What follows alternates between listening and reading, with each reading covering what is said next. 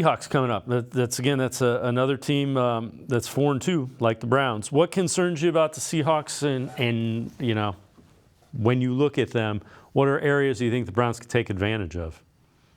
It starts the games at Quest Field. That's where it has to start. That's a hard place to go in and win for a visiting team.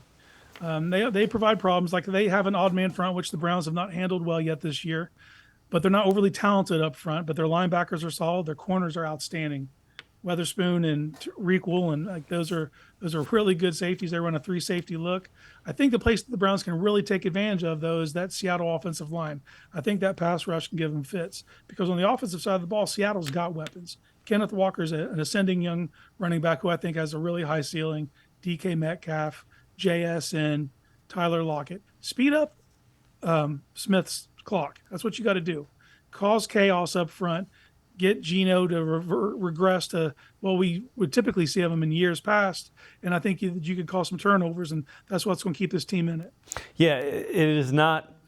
Geno Smith is a serviceable starting quarterback at this point. He's not elite by any stretch of the imagination, but, and he's different than Gardner Minshew. Gardner Minshew gave them problems. They didn't defend the RPO game well at all. No, and the Colts had answers for when the Browns were in zone. The Browns didn't play as heavy man as they had in the weeks previous, and they definitely had some issues in zone. And they didn't account for Minshew's sneaky athleticism. He was running out there and very successful at it. I think that's something that they have to account for going forward. Geno is a different type of quarterback. I believe he hit his high water mark last year. He's still playing well this year, but not to the level he was in the year previous.